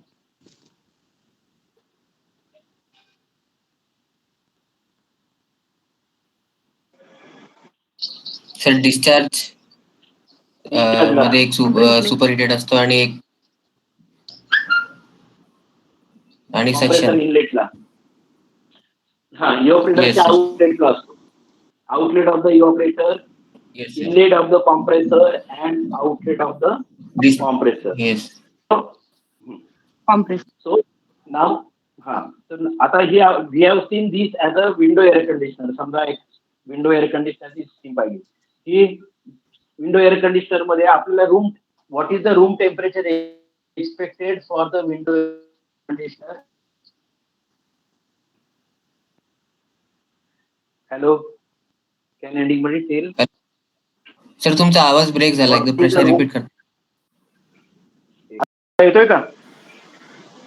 हा, येस सर. हॅलो, आवाज येतो. हा, what is the room temperature expected when we are using air conditioner for cooling a room? That you should know. कोई बता सकता है? 24 to 25. हाँ, 22 to 24 डिग्री सेंटीग्रेड. हाँ, 22 to 24. हेलो, येतोय का आवाज? येतोय? Yes, sir. So normally when we say we are doing comfort air conditioning, that means we are supposed to maintain temperature. Lowest temperature should be 22 and highest temperature can be 28 because we are in an Asian area. Asian जे म्हणतो ना आपण याच्यामध्ये आहोत, Asian countries मध्ये आपण येतो, हम लोग जो है एशियन कंट्रीज में आते हैं. तो वहां पे जो कंफर्ट कंडीशन है that can be 26 to 28 degree centigrade. And for the European countries, when if you are in America maybe or in France, because they are having the ambient temperature, maximum ambient temperature is 32 degrees centigrade in Europe. So they are comfortable at 22 to 24 degrees centigrade. And because we are in Asian countries, Asian खंडामध्ये आपण असल्यामुळे आपलं जे comfort condition आहे ते 26 to 28 आहे. But for all the calculation purpose, we calculate it as 22 to 24 degrees centigrade. Okay. So whenever you see any air conditioner, heat air conditioner, you might see that they are having a setting as low as 16 degrees centigrade. Have you observed? Anybody has observed that? Yes, sir. Hello? Yes, sir. You can set temperature up to 16 degree, but in practical you cannot have the temperature of that room as a 16 degree centigrade. Please keep in mind, you cannot achieve the temperature of 16 degree centigrade with the help of air conditioner. If you want to maintain that, you will have to go for a cold room application or other equipment, not with the help of air conditioner. Hello. So why it is so? Why you cannot achieve the temperature of 16 degrees centigrade by using air conditioner? आप क्यों नहीं ये ले सकते हो temperature? Anybody can guess?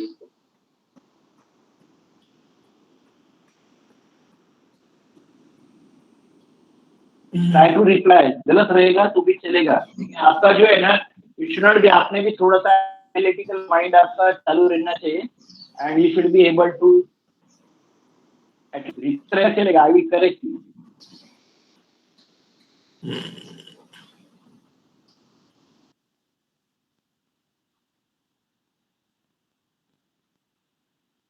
नहीं आ रहा है किसी को?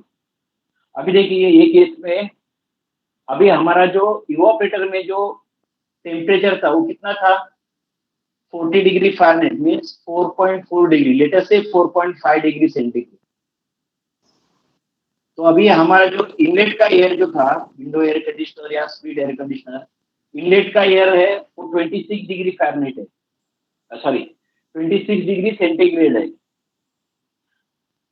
तो ये जब भी 4 डिग्री में इवोपरेटर से होके गुजरेगा तो उसका टेम्परेचर कितना ड्रॉप होता है? रफली 15 डिग्री सेंटीग्रेड. मैं क्या बोल रहा हूँ, समझ में आ रहा है? 30 डिग्री का 26 डिग्री का मान लो आपका रूम टेम्परेचर है, हवा जो है 26 डिग्री सेंटीग्रेड की हवा 4 डिग्री सेंटीग्रेड की इवोपरेटर टच कर जाती है, तो आउटलेट टेम्परेचर आपका 10 degree centigrade. Hello. Yes sir. Hello. माझा आवाज बंद झाला का? माझा आवाज बंद झाला तर बरोबर आहे का? मला काही समजत नाही त्याच्यामध्ये. हा थोडा मधून मधून ब्रेक होत होता. ब्रेक होतोय आता हे सगळं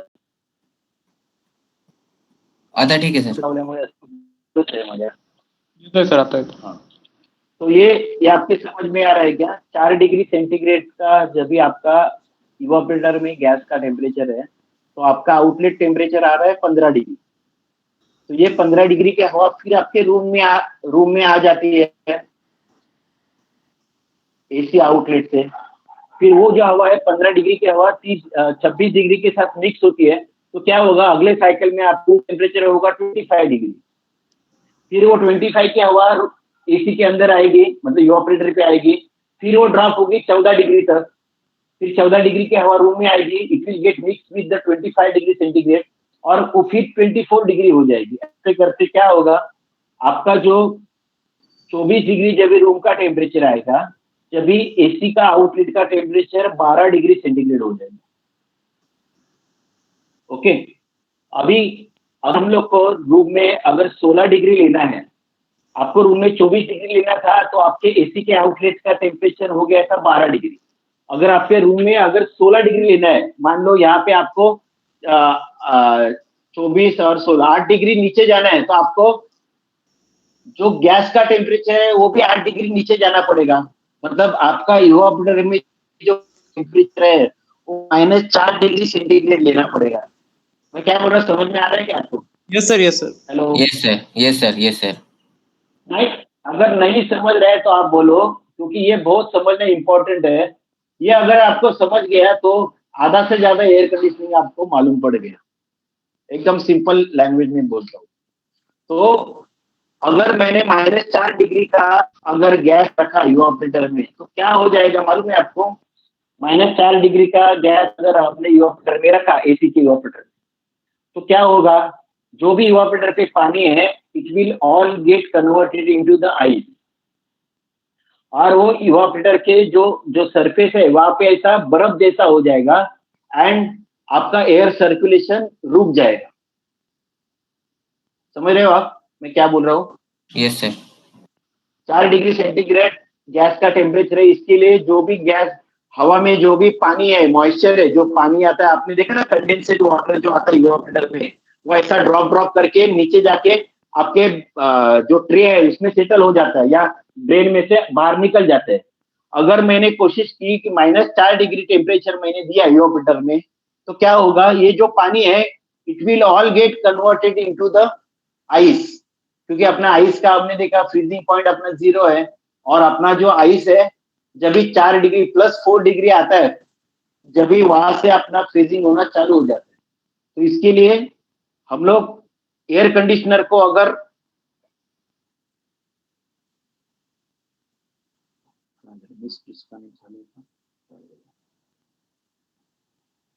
हेलो, आवाज येतोय का?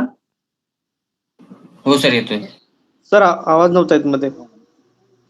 माझा डेस्कटॉपच गायब झाला. एक मिनिट.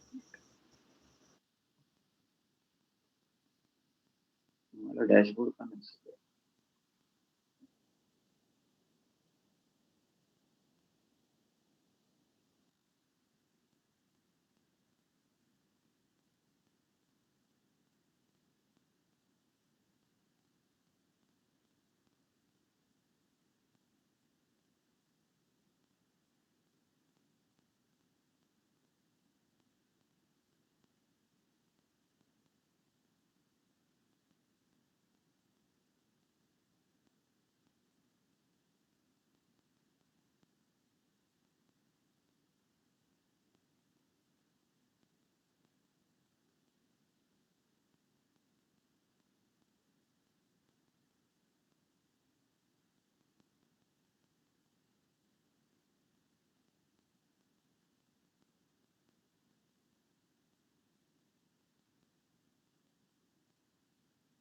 हा सर येतोय आवाज. येतोय.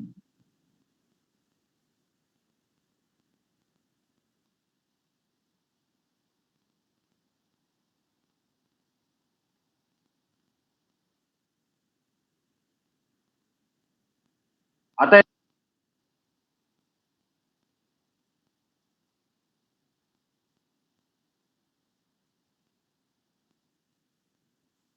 हा आता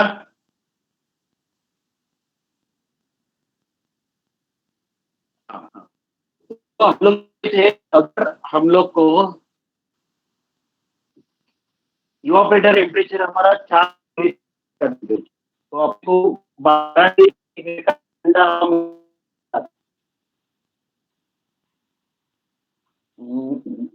मी काय वायफायची हे वायफाय नाही, काय म्हणतात ते, ब्लूटूथची रेंज गेली आहे का? मी ब्लूटूथ बंद करतो, डायरेक्ट बोलतो मी. जरा आवाज येतो का मला सांगा.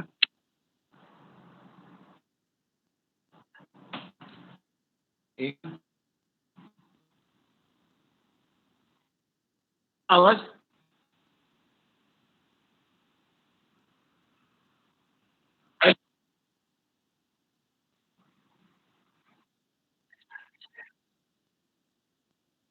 नेटचं आहे का? असं म्हणतं का? हा बरं, करतोय. पण मग परत मला लॉग इन करावं का? परत त्या लिंक करावं लागेल? सुबोध, परत मला त्या लिंक मधून इन करावं लागेल का?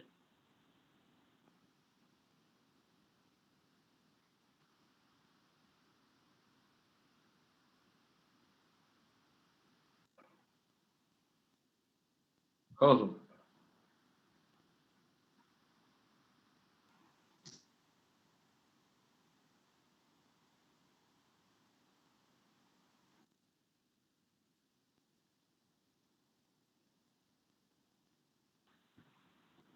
हॅलो, येतोय का आवाज आता? हा, मी आहे ना ब्लूटूथ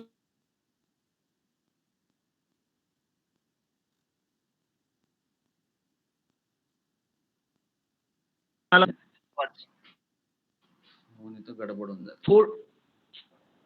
मध्येच फोन येत आहे. हम लोग यहाँ पे थे कि 4 डिग्री सेंटीग्रेड का गैस हमारा इवापोरेटर में है, तो 12 डिग्री सेंटीग्रेड आउटलेट का ठंडा हवा हम लोग को मिल रहा है, जबकि inlet of the air condition 4 degree centigrade, बराबर है, और उससे रूम टेम्परेचर अपना 24 डिग्री था. तो हम लोग अगर 16 डिग्री मेरे को रूम में टेम्परेचर लेना है, तो तो वो केस में क्या होगा, 16 डिग्री का हवा इनलेट में आएगा और जब भी मेरे को जो इवापोरेटर का जो गैस का टेम्परेचर है वो -4 करना पड़ेगा, तभी वो +4 डिग्री का हवा आउटलेट में जाएगा और वो रूम का टेम्परेचर 16 डिग्री मेंटेन कर पाऊंगा। अगर मैं ऐसा करने को गया तो क्या होगा, जो पूरा जो इवापोरेटर पे जो पानी आ रहा है, अगर मैंने -4 कर दिया तो -4 के सामने जो पानी है वो पूरा आइस में कन्वर्ट हो जाएगा और there will be a curtain of ice on the evaporator coil और हमारा आगे का जो एयर का जो सर्कुलेशन है वो पूरा रुक जाएगा। इसके लिए हम लोग ये कर नहीं पाएंगे, इसके लिए कभी भी अपना एयर कंडीशनर 16 डिग्री का रूम टेम्परेचर नहीं दे पाएगा। तो अभी आपको डाउट होगा ना कि भैया फिर देगा नहीं तो क्यों दिखाया है। जैसे हमारे देखो, हमारे कार में बोलो या टू व्हीलर में बोलो, देर इज ऑलवेज स्केल, जो स्पीड है उसकी स्केल हमेशा प्लस रहती है। जैसे अभी मेरा कार है, हाईएस्ट जो स्पीड हुआ है वो 2, लेकिन मेरी कार कभी किलोमीटर ऊपर तो ऐसा है, जो स्केल है एयर कंडीशनर की जो आपकी हाथ में जो है, ब्रेक होते आवाज but in actually you maintain 16 degree room. Sir sir आवाज नहीं येत आहे. आवाज खूपच ब्रेक होते.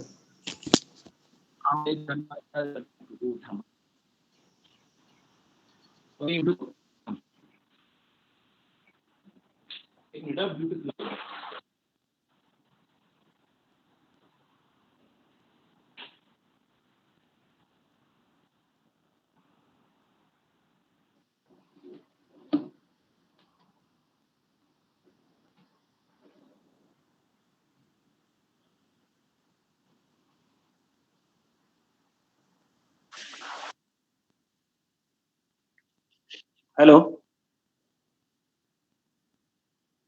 हेलो हेलो, येतोय का आवाज? आता येत आहे. हॅलो, आवाज येतोय का? हा, ब्लूटूथ लावलं मी परत.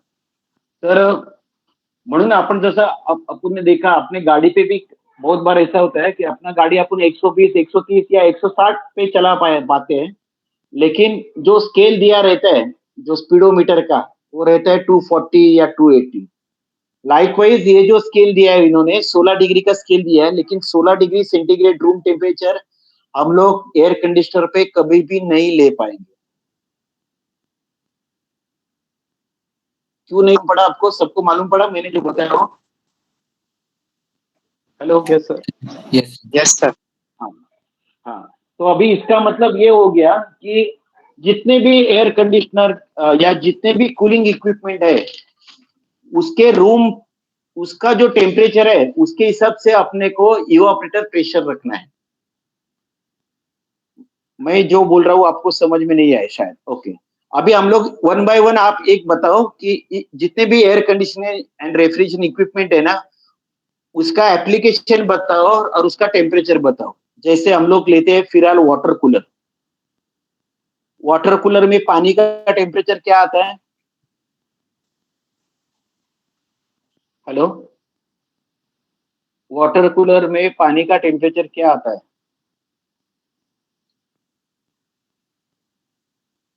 हेलो, सुबोध आवाज येतोय का माझा? हॅलो,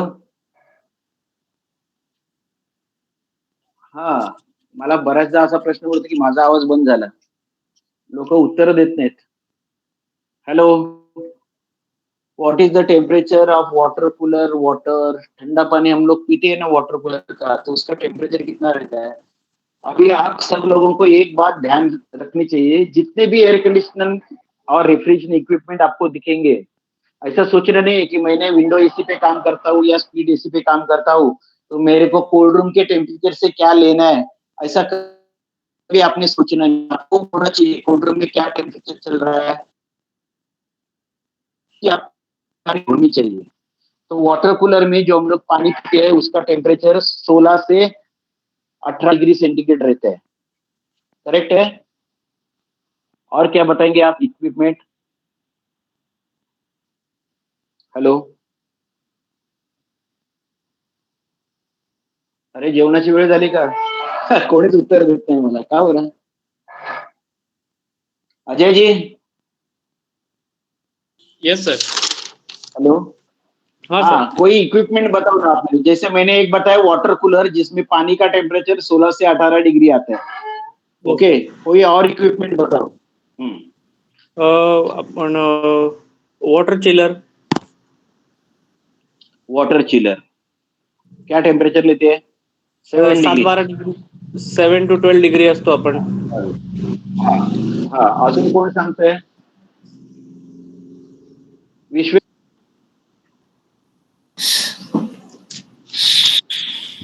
हम्म. बोला. इक्विपमेंट आणि त्याचं टेम्परेचर सांगायचं. विश्वेश.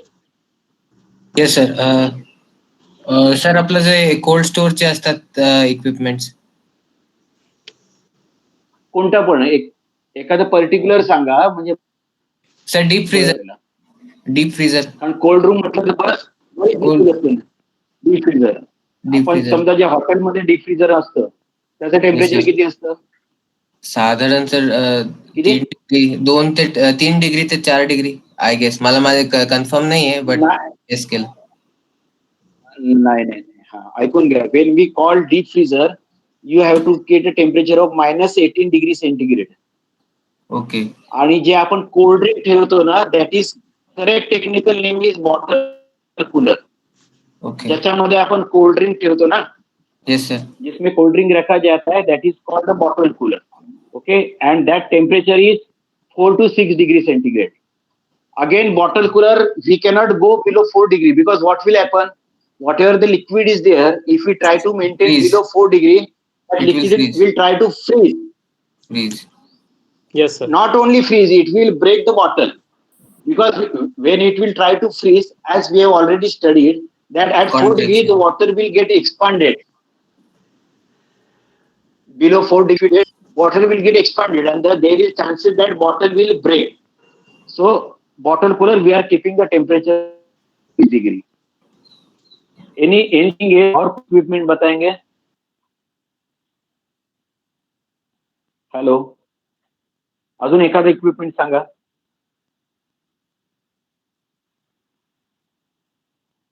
कोण सांगेल? जिग्नेश. Yes sir. हाँ, कोई इक्विपमेंट बताओ जो एयर कंडीशन रेफ्रिजरेशन का आपने कोई भी इक्विपमेंट देखा, उसका टेम्परेचर. इक्विपमेंट और उसका टेम्परेचर.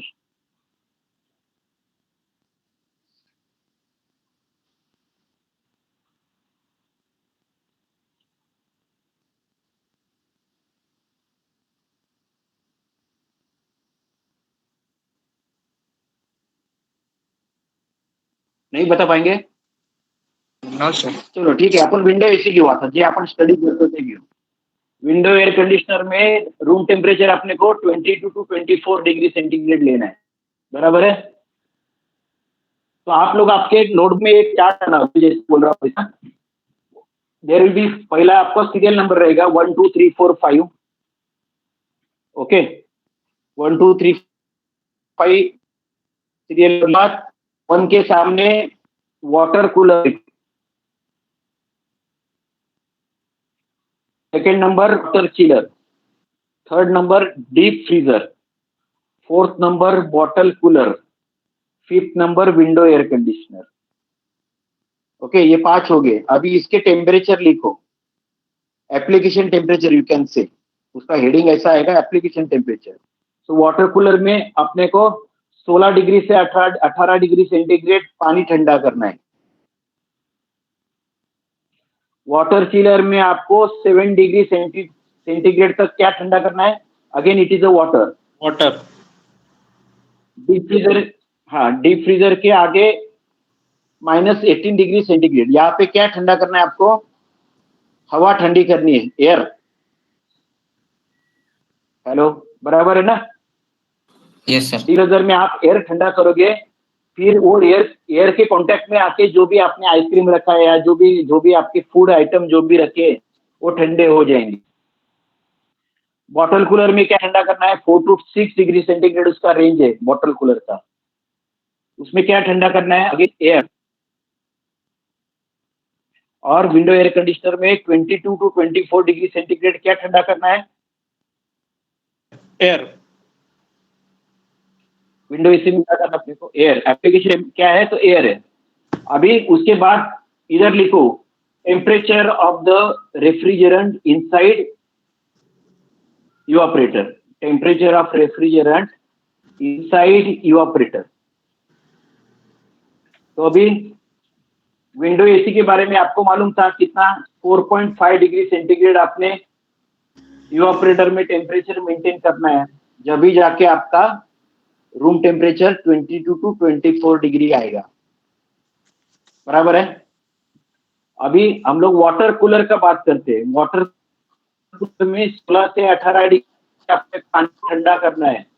तो वाटर कूलर का जो आपने देखा होगा, वाटर कूलर का एक ऐसा टैंक रहता है और उसके बाजू में आपको की जो कॉइल है वो उसको ब्रेजिंग या सोल्डरिंग की हो रही थी, जो एक टैंक रहता है वाटर कूलर में।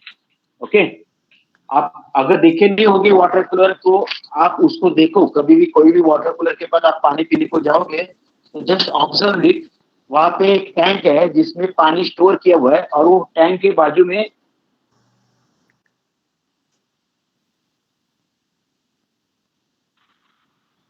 वाटर कूलर में अगर आपको 16 से 18 डिग्री टेम्परेचर लेना है। अरे कॉल येऊन गेला मध्ये, त्यामुळे येतोय का आता परत? ओके, आता येतोय सर. हा, कॉल मध्येच वाचतो ना फोनचा, तो कट करेपर्यंत तो थोडासा आवाज येऊन जातो. ओके ओके तो वाटर कूलर में अपने को टेम्परेचर, हाँ वाटर कूलर में टेम्परेचर लेना है 16 से 18 डिग्री पानी का टेम्परेचर। तो वहां पे भी अपने को 4.5 डिग्री सेंटीग्रेड का इवापोरेटर में गैस होना चाहिए। जो भी आप रेफ्रिजरेंट यूज कर रहे हो, लेकिन उसका टेम्परेचर जो है 4.5 डिग्री होना चाहिए। वाटर चिलर में अभी अगले इस पे चलते हैं। वाटर चिलर में अपने को 7 डिग्री सेंटीग्रेड पानी का टेम्परेचर लेना है। तो वहां पे जो गैस का टेम्परेचर है या जो भी रेफ्रिजरेंट का टेम्परेचर है वो 2 डिग्री सेंटीग्रेड आना चाहिए। ओके, अभी डीप फ्रीजर में अपने को -18 डिग्री अगर एयर का टेम्परेचर लेना है तो आपका जो रेफ्रिजरेंट का टेम्परेचर होगा वो -35 डिग्री सेंटीग्रेड आना है। जब भी जाके आपको -18 डिग्री आपका कैबिनेट का टेम्परेचर मिलेगा, डीप फ्रीजर का। जो भी आपके प्रोडक्ट है उसको -18 डिग्री लाना है। जो भी आप उसमें रखोगे, लाइक आइसक्रीम रखोगे आप में उसमें, या जो अपना मीट बोलते हैं उसको स्टोर करना है, तो उसमें -18 डिग्री पे आप उसको स्टोर करेंगे हो तो बहुत देर तक वो उसका लाइफ मिलेगा आपको। तो उसके लिए उसका जो इवापोरेटर के अंदर जो रेफ्रिजरेंट का टेम्परेचर है वो -35 डिग्री सेंटीग्रेड होना चाहिए। लाइकवाइज बॉटल कूलर में आपको 4 टू 6 डिग्री का एयर लाना है। तो बॉटल कूलर में क्या होगा? Again you should have a temperature of -10 degree centigrade in the evaporator.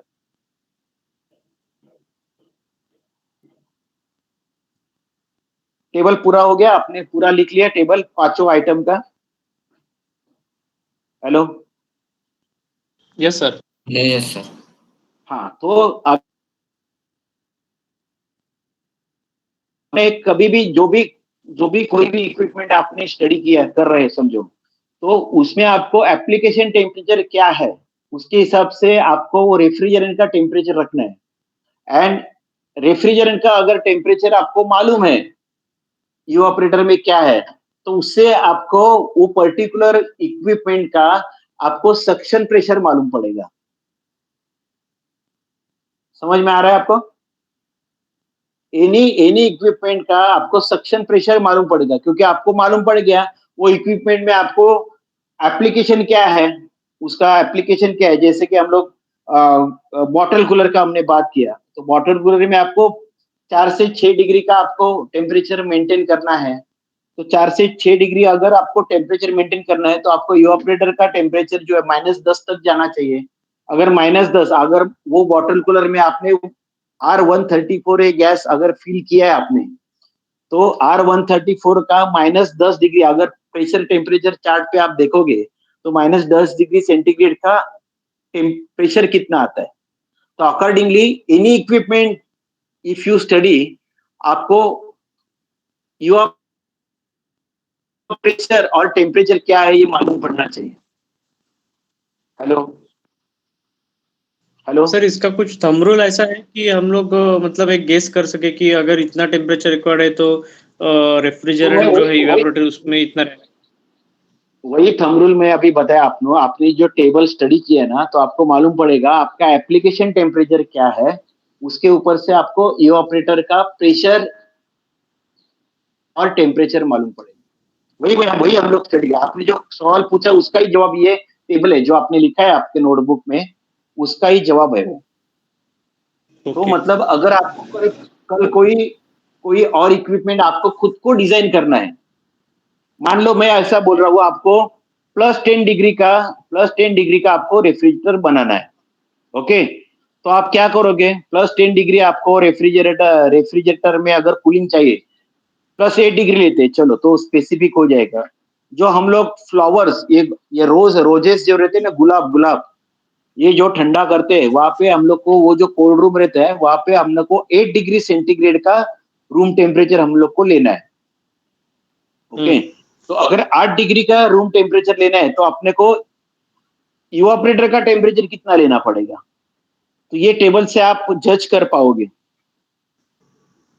Okay, कितना लेना चाहिए, बॉटल कूलर में आपने देखो, हाँ 2 डिग्री या 0 डिग्री भी लेंगे तो भी चलेगा। ओके, हाँ 0 to 2 डिग्री सेंटीग्रेड आपका इवापोरेटर लेना चाहिए। आप गैस कौन सा यूज करोगे, कौन सा भी कर सकते हैं ना, R22 या R410। हाँ अभी देखिए फिर मैं बताता हूँ, R22 जो गैस है अपने को 2030 तक हम लोग यूज कर पाते हैं, 2030 तक, माने अभी 9 साल अपने को अपनी वो गैस यूज कर पाते हैं।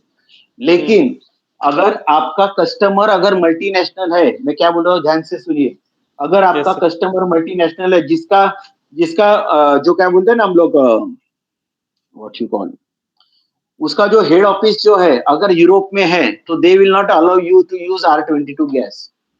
Okay, so in that case you have to use either R134A, that is the one option available to you, or you can use R407C, or you can use R404A। समझ में आ रहा है आपको।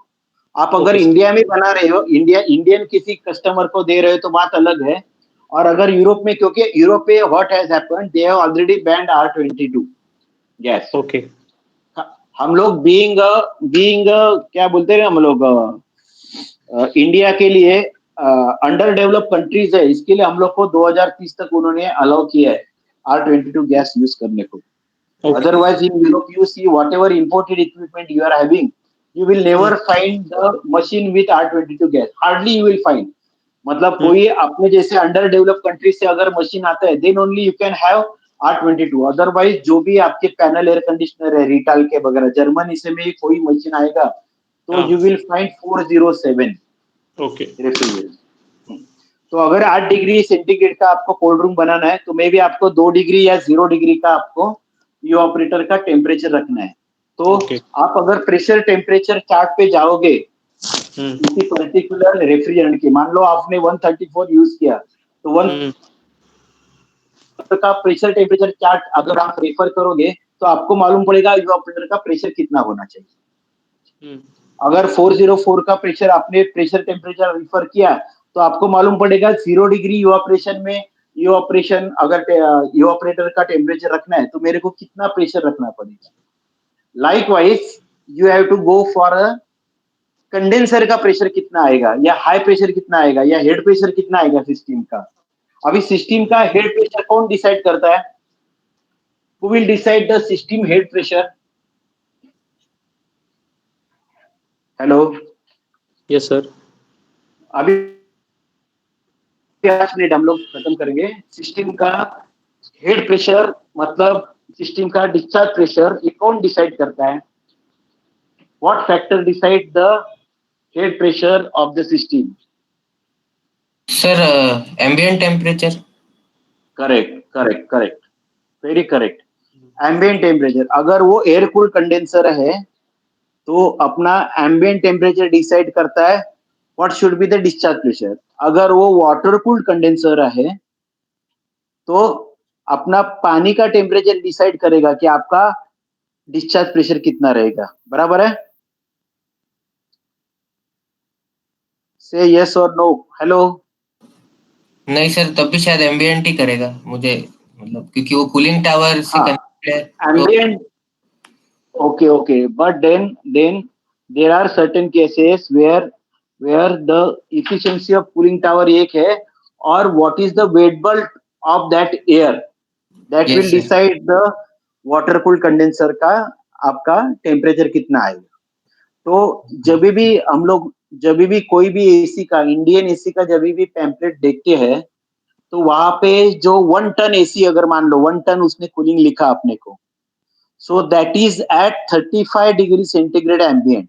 Please note that 1 ton जो capacity मिलेगी air conditioner की, वो 35 degree centigrade dribble temperature और 19 डिग्री सेंटीग्रेड वेटेबल टेम्परेचर। आपको आपने कोई भी टेम्पलेट देखा air condition, any brand you see, okay, Voltas का, आप विश्वेश आप वोल्टास का देख सकते हो या कोई भी ब्रांड का देखोगे तो 1 टन जो कैपेसिटी आती है एयर कंडीशनर की, that is when you have a temperature of 35 degree centigrade. बराबर है? तो अगर एम्बिएंट टेम्परेचर मेरा 42 डिग्री सेंटीग्रेड हो गया तो क्या होगा? 1 टन कैपेसिटी मिलेगी मेरे को? हेलो। डी रेट होगा वो, नहीं डी मिलेगी। रेट होगा। कैपेसिटी कम हो जाएगी। हाँ, तो वो हो सकता है रफली हम लोग बोल सकते हैं उसकी कैपेसिटी 0.9 टीआर मिलेगी रफली। ओके। ओके। अगर मेरा 48 डिग्री सेंटीग्रेड एम्बिएंट जाता है तो मेरी और कैपेसिटी डी रेट हो जाएगी। राइट। हाँ, ओके। और अगर मैंने वो एसी को 52 डिग्री सेंटीग्रेड में चलाने की कोशिश की तो शायद मेरा एसी चलेगा नहीं, राइट सर, क्योंकि क्योंकि वो डिजाइन ही 35 पे है। क्योंकि वो डिजाइन 35 है। हाँ। तो हमेशा if you are going to become a design engineer, you should know for what temperature you are designing your equipment. कहने का ये important बात ये है कि फॉर एग्जाम्पल कोई भी, मैं मेरा खुद का चिलर बनाता हूँ, ओके, तो मेरा चिलर बनाया हुआ उसका डिजाइन कंडीशन क्या है और कोई XYZ कंपनी का चिलर बनाया उसका डिजाइन कंडीशन, तो जो भी ब्रांडेड है, जो भी XYZ कंपनी ब्रांडेड, अपने को उसको नाम से कुछ लेना नहीं है, लेकिन मान लो एक ब्लू स्टार का चिलर है, ब्लू स्टार का चिलर है, अगर वो 10 टन का चिलर है, ओके, अभी वो 10 टन का चिलर एयर कूल्ड चिलर है, हम लोग मान के चलते एयर कूल्ड चिलर है, तो 10 टन का चिलर जो है वो 35 डिग्री एम्बिएंट जब भी है सेंटीग्रेड, तभी वो 10 टन डिलीवर करेगा। और मेरा 42 डिग्री सेंटीग्रेड एम्बिएंट हो गया तो वही चिलर 9 टन कैपेसिटी डिलीवर करेगा आपको, एंड कस्टमर को।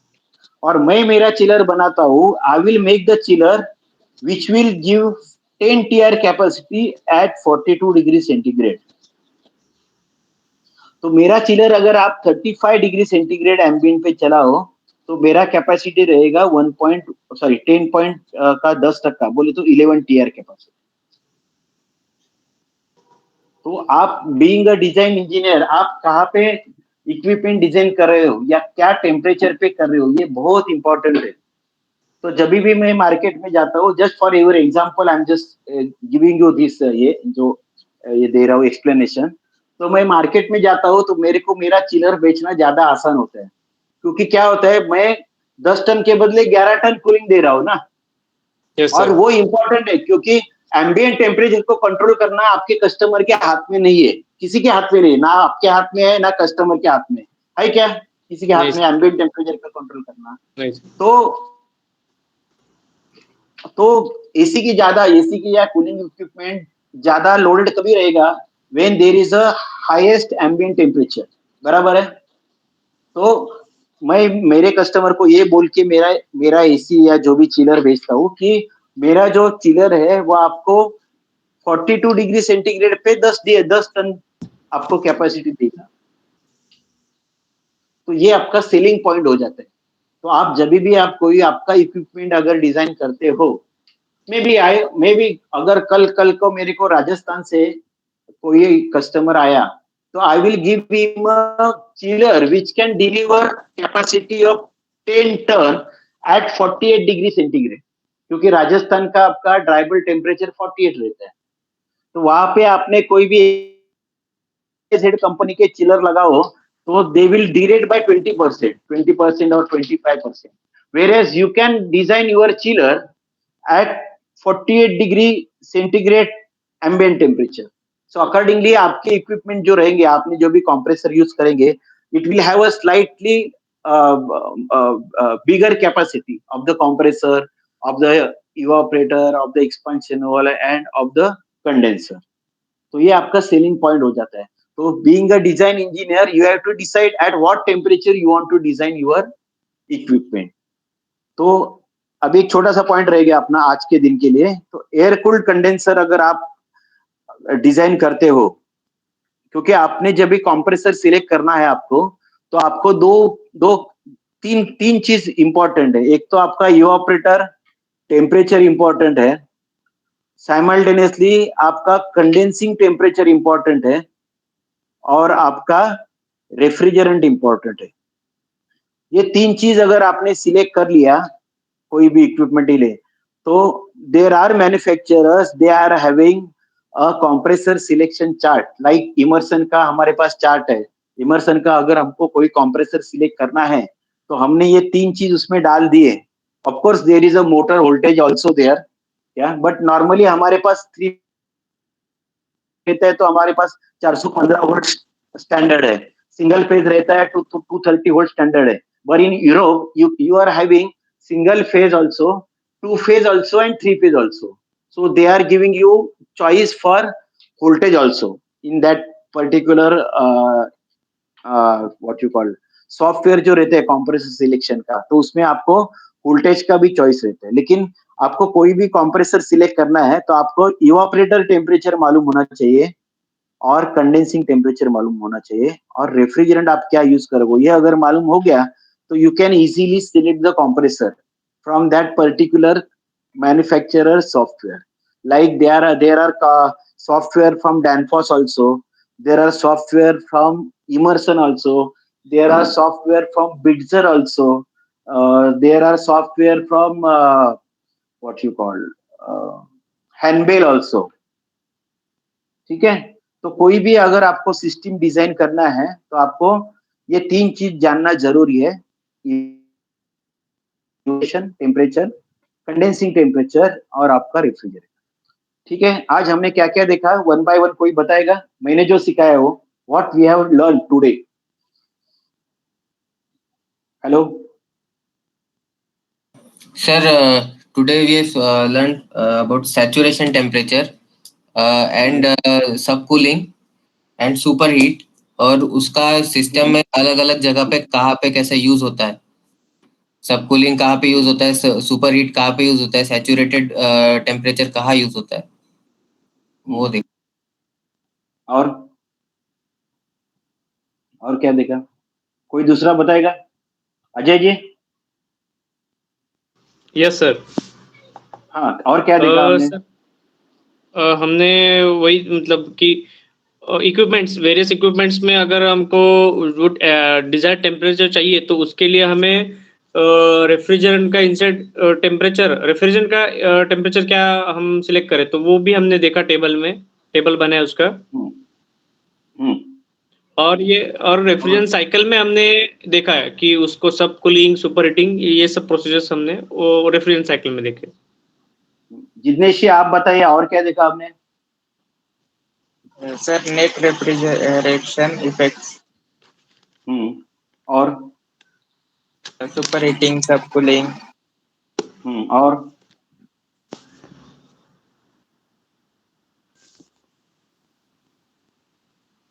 सोनल?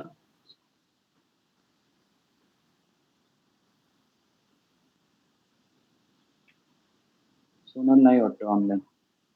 ठीक है, तो आज हम लोग यहाँ पे रुकते हैं। अगर आपको कोई डाउट है तो अगले 5 मिनट में वेट करता हूँ। कोई भी डाउट आज मैंने सिखाया उसके ऊपर ही, okay, don't go further of this, because all जो आप आगे के जो भी क्वेश्चन पूछोगे वो ऑलरेडी आपके टीचिंग में कवर होने वाले हैं। तो आज हमने सिखाया उसके ऊपर कोई डाउट है तो आप मेरे को पूछिए। इसके बाद आप कभी भी AC&R इक्विपमेंट देखोगे, भले आपका काम का हो या नहीं हो, आप जाके उसका क्या क्या चेक करोगे, कंप्रेसर कौन सा यूज किया है, उसमें उसमें रेफ्रिजरेंट कौन सा यूज किया है, सब उसका जो नेम प्लेट है ना वो पढ़ना चाहिए कोई भी इक्विपमेंट का। उससे आपको पता चलेगा कि उसमें क्या क्या गैस है, क्या टेम्परेचर पे वो चल रहा है, उसका इवापोरेटिंग टेम्परेचर क्या हो सकता है, कंडेंसिंग टेम्परेचर क्या हो सकता है, ये आपको मालूम पड़ेगा। प्रेशर टेम्परेचर चार्ट भी हमने देखे थे। आप क्या करो घर पे जा, मतलब देखने के बाद, ये अभी हमने R22 का आपको दिखाया, आप उसी तरह से आप R134, R404 और R407 ये और 3 रेफ्रिजरेंट है, उसके चार्ट आप स्टडी करो। अभी मैंने आपको आज जो एग्जांपल में साइकिल दिखाई थी वो R22 की थी। अगर हमने 407 गैस यूज किया ये सिस्टम में तो आपके प्रेशर और टेम्परेचर क्या आएगा, और R134 यूज किया तो आपके प्रेशर और टेम्परेचर क्या आएगा। ये आपका होमवर्क है मेरे मेरे मेरे सिलेबस का। तो अगली बार आप जब भी आओगे तभी, या जो भी आपको सबमिट करना है, ये सिस्टम में अगर 407 अगर यूज करते हैं हम लोग, सेम सिस्टम जो हमने एक्सप्लेन की, जो डैशबोर्ड पे दिखा रहे सुबोध जी के, तो वो सिस्टम में वो टेम्परेचर मेंटेन करने के लिए आपको क्या प्रेशर मेंटेन करना है, तो you will come to know how to use that pressure temperature chart effectively. तो ये दो सिस्टम के लिए R134 और R404, ये दो गैस के लिए ये सिस्टम में क्या प्रेशर होंगे ये टेम्परेचर के सामने, ये आपको होमवर्क करके आपको दिया गया है। सुबोध सुबोध जी, हॅलो, हा, यांना हा हा होमवर्क कसा सबमिट करायचा हे थोडं गाईड करा तुम्ही, किंवा जर त्यांनी असं एक ड्रॉ केलं, कच्चा डायग्राम ड्रॉ केला आणि अपलोड केला तरी चालेल आपल्याला। ही जी R22 ची सिस्टीम जी आपण सांगितली ना, तर ती ते टेम्परेचर सेम ठेवायची।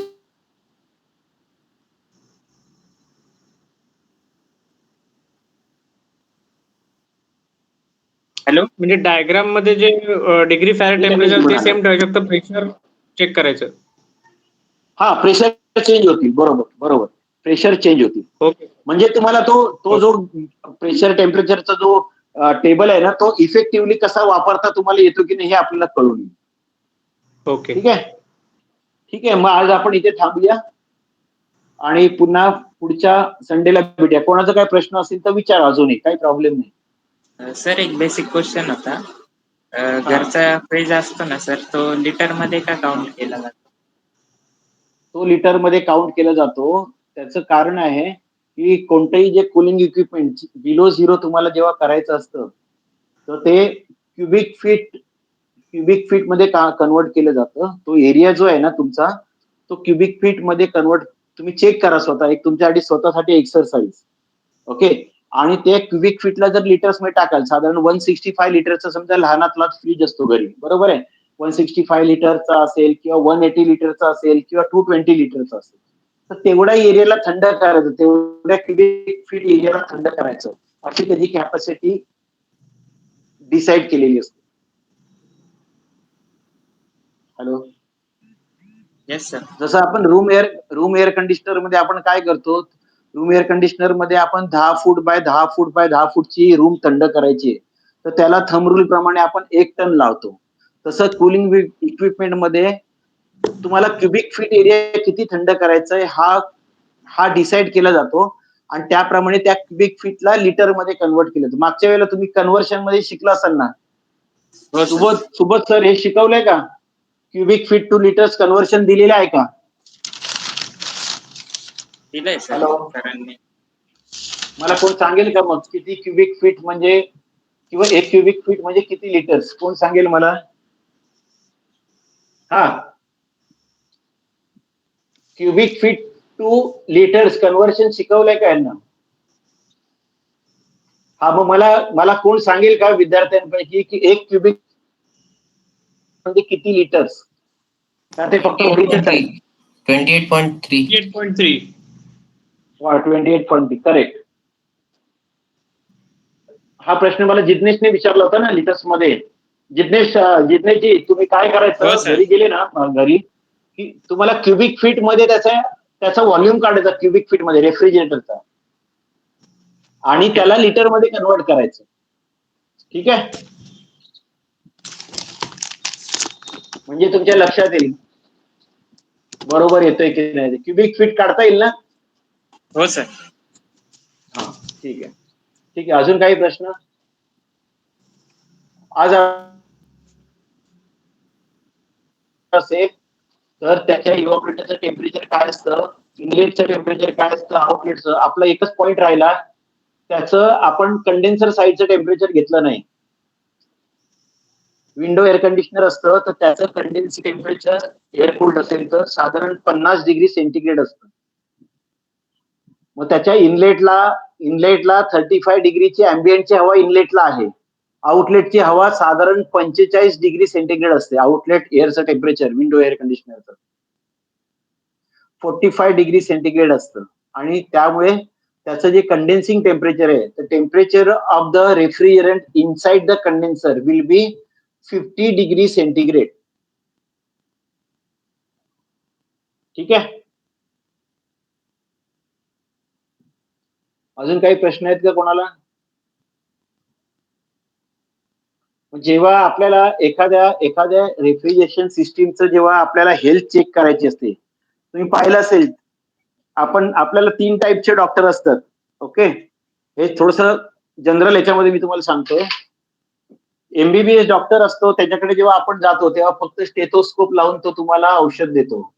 पण जो एमडी डॉक्टर असतो तो तुम्हाला पहिल्यांदा रिपोर्ट चेक करायला लावतो. ब्लड रिपोर्ट असेल, मे बी काय म्हणतो आपण त्याला, काय म्हणतात रे याला मराठीत, थुंकी म्हणतो आपण त्याला, काय म्हणतात त्याला हिंदीमध्ये काय म्हणतात?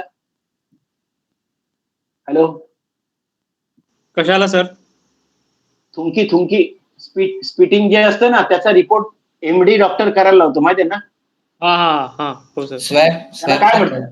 Swab test. हा, स्वॅब. हा, तो आपल्याला we have to become MD in a refrigeration and air conditioning.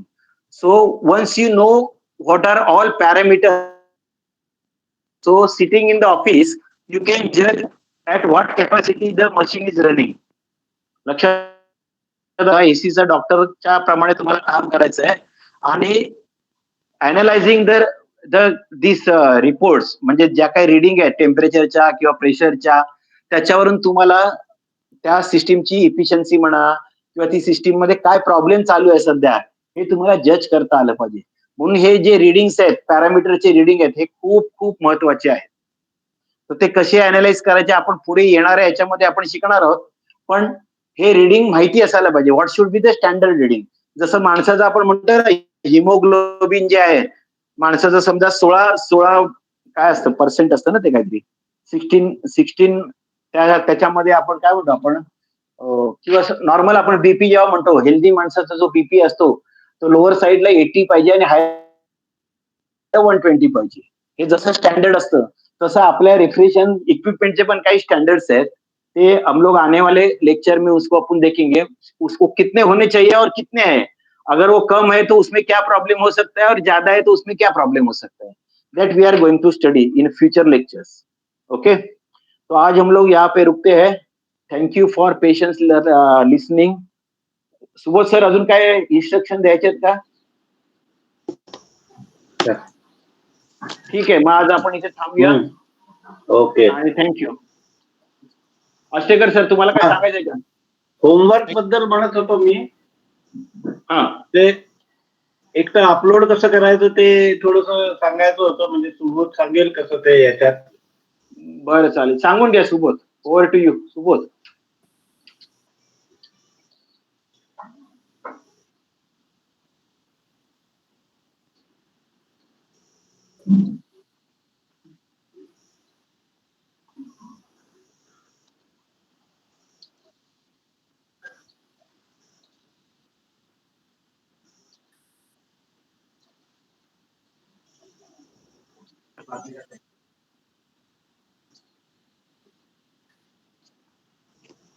Yes sir, yes sir, ते बेटर राहील. ओके ठीक है ठीक है. ठीक है. Okay okay then bye Okay, sir. Thank you. Bye. Bye Good day. Bye good day